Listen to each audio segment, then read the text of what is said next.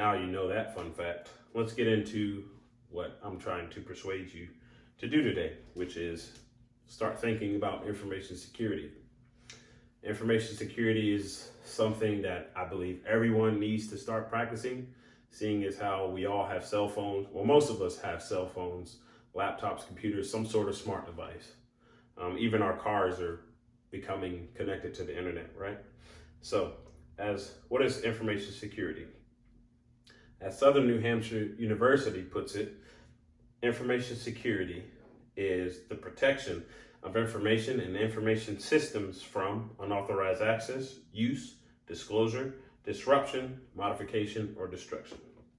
That's something the Marine Corps adheres to, seeing as how we also use information systems. Excuse me. Excuse me. We also use information systems from laptops to satellites to even, Blue Force trackers, which tracks other units in the area. It's something that we believe in. We even have things like virtual private networks, which, as Joe Gervais of Norton, you may have heard of Norton. It's a VPN or virtual private network vendor, puts it. A virtual private network gives you online privacy and anonymity by creating a private network from a public internet connection. Excuse me. So think about this marker being your connection to the internet, right? And this is your network here. You want to connect to the internet using this connection, surfing the web, whatever you want to do, banking, gaming, whatever. So a virtual private network just hides that network, that connection from the rest of the world. So now you can surf the web while having anonymity. And we'll talk about that more as we get into this speech. But virtual private networks alone aren't gonna be a holistic view of security, if you will. Passwords is something else that we also need to think about. So I'm gonna write up 2 passwords on this board, and I want y'all to tell me which one's a good one and which one's a bad one.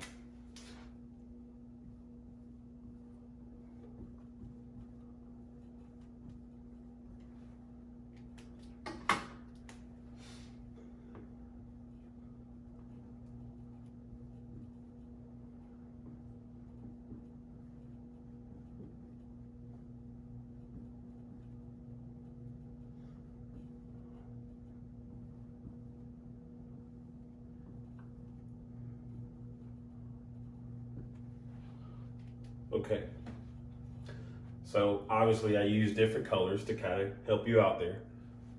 The red one is obviously the bad password, seeing as how, one, it's spelled out, 123 password.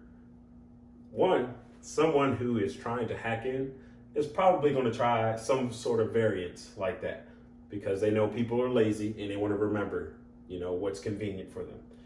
This is a very convenient password. However, no, that's not a password you should be using, right? This is a password. It's a very basic, complex password. It has multiple but different characters in it, and it's pretty lengthy. This is the type of password that you want to use for whatever you have a password for. Now, keep in mind, some things require only 4 characters, and other information systems require more characters, but keep it complex. Don't spell out words, right? And we'll talk about that more in our brief too. So what are the benefits of implementing virtual private networks? As McHugh talks about in Forbes Tech, you probably heard of Forbes magazine, it increases your anonymity, which we talked about earlier. Basically hides your connection, and you can surf the web without worrying about someone seeing who you are. Not saying you're doing nefarious things, but everybody has a right to privacy, I believe, right? Also, it keeps it removes geographical restrictions. So let's say if you're you're studying in Asia somewhere, but you live in America, and you currently have Netflix account or Hulu, and your show that you watch usually here in America, you can't watch it over there because of geographical restrictions. Well, you having that VPN will connect you to a server here in the United States, and voila, you're able to surf the web or surf Netflix lists and watch whatever you want because you're connected to the United States, right? Those are just some of the benefits to having a VPN, which there's a myriad of other ones, right? According to Hodge and Jurwitz of CNET.com, which is a website IT pros like to use a lot, very trusted website. IPVanish is a good VPN, virtual private network, to have. It's very cheap. It's about $50 a month, and they have their servers operating out of the United States. So just a little nugget to keep in mind. But like I talked about earlier, also you want to think about passwords. Couple that with your VPNs, right? Usage. Okay, so according to Colby and Profits of CNET, again, about 5,183 data breaches happened in 2019. Now, since 2017, hackers have published about 555 million stolen passwords on the dark web for criminals to use. Those numbers are pretty big, and they're astronomical when you think about what those passwords really mean. So think about this. How many people had a simple password and they probably use this password for their banking, their online, grocery shopping, Amazon, whatever, and Netflix? I'm sorry, that's my thing. They've used it, and now all their devices are compromised. Those numbers probably represent that. This is another reason why you want to have a complex password, okay?